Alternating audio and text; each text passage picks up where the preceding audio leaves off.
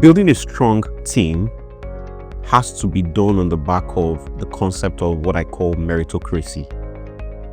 The reality is that to build a very strong team, every member of the organization must know that if they work hard, if they put in the effort, if they put in the energy, they will be seen, they will be heard, and they will be rewarded for it.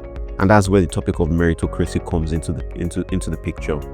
Many of us might have seen this funny video going around where there's a young man wearing a suit in an office, walking around the office and pretending to be busy, just walking up and down, opening the door, closing the door, and forming busy. And funny enough, those are the kind of people that are seen in the organization because they are always in your face. But that is not what strengthens or builds a strong performing team. My name is Deji Adebusoye. I'm a partner at Sayo Capital, and I'm the author of Scaling for Success, Empowering African SMEs. Today, I want to focus on the subject of meritocracy just because of how critical that subject is in building a strong team in any organization. Many of us might have read the book, and it's one of my favorite books. In fact, I think I've read it about 2 times. It's called Dream Big by Christian Correa. And the story of that book focuses on 3 Brazilian billionaires, Jorge Lehmann, Marcel Telles, and Beto Sikipura. And these guys built one of the biggest or greatest empires in the history of Brazilian capitalism. One of the things that you would have heard about is the 3 acquisitions that their firm made. One is AB InBev, the producers of Budweiser. The other is Heinz, and they also acquired Burger King in the process. One of the things they promoted as an organization, aside from discipline management, cost cutting, is the principle of meritocracy. In other words, they pushed that theory to the very limit of it. In the organization as an employee, if you deliver and execute and produce the numbers, it is as visible as as clear as night and day. Everyone sees it, and you are rewarded in an unbelievable way. In fact, while many years ago when we were building the companies, most of the employees became multi-millionaires just because as they were delivering results, they were being paid handsomely, for the results they are delivering. Now, one of the balance I have added to that is as you build and as you scale on the what, you need to add the components of the how to make sure that people are growing and they are growing in a sustainable way. But at the end of the day, you want to make sure that the what, which is delivering the results, the growth, the future of the organization, is top of mind for everybody. And one of the ways to ensure that happens is the concept of meritocracy. 2 questions that I need you to ask yourself as an entrepreneur today. The first is, do you know without a doubt who your strong performers are on your team? Who are the people that you can go to bed knowing that as you are worrying about the business, they are worrying about the business like you, and they are also putting in the effort and the energy to deliver the business? And the second thing is, those people that you have identified, do you think they believe and know that they are seen and recognized and rewarded as a top performer in your organization? I want you to take some time to think and reflect on that, because if your answer is no to any of those 2 questions or to both, then I think there's a lot of work for you to do if you want to build strong performance on your team. Now, why do I talk about the thoughts of emphasizing meritocracy? First of all, meritocracy is just making sure that the people who are doing the work, their results are seen, and it's clear to everyone in the organization that these are the people, not because you are pushing it, but because based on the way you've defined the KPIs, the way you've defined performance management, it's clear to see who are the people that are delivering the results, and everyone can also see that those people are getting the benefits of it, whether it's in promotion, whether it's in increased salaries. And we're going to talk about some of that in a different video, and what are some of the things you can do to reward strong performers, or to reward properly incentivize your team. But the reality is that if you want to emphasize meritocracy, why? One of the reasons is you don't want to promote bullies in the organization. Like I said earlier, the popular video of that guy going around, those kind of people also know everything that is happening in the organization. So it is not unheard of that they are also the ones that are pushing certain results that are not even theirs in the first place. And so they're the ones that are vocal, they're the ones that are talking up, they're the ones that are pushing results that they did not work on.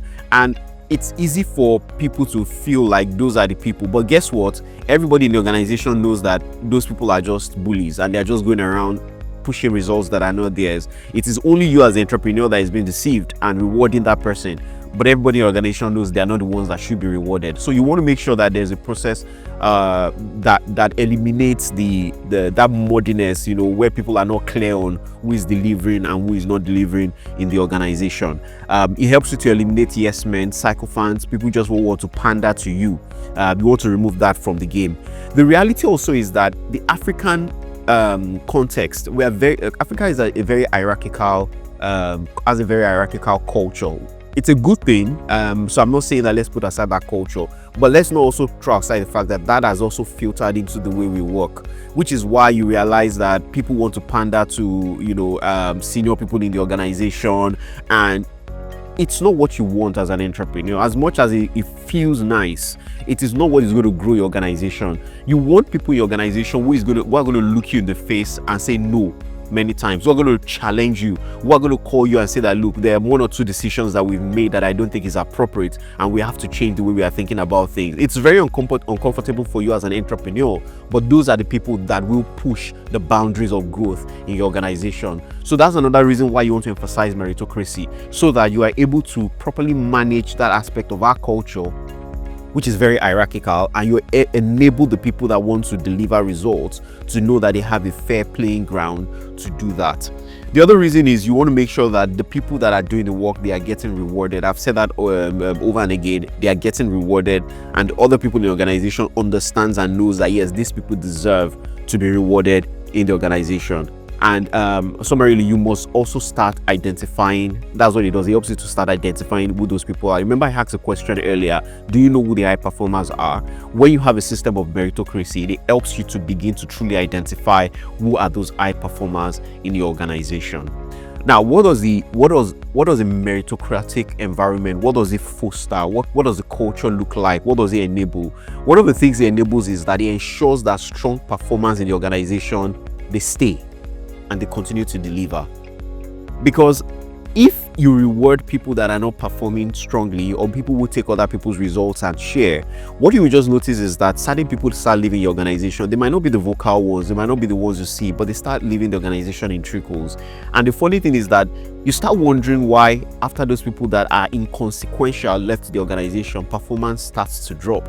The reason is simple: they were the ones driving the results in the first place. You just did not have a system to properly identify who they were and pick them out of the numbers. So it's important that you are able to define that, because it helps this strong performance to stay in the organization and to continue to push and deliver results. The second thing is that it inspires a culture of excellence. Everybody just wants to be excellent around, because they know that when they do the work, they will be seen, they know they will be heard, they know they will be rewarded. So it just inspires a culture of excellence amongst in the entire organization.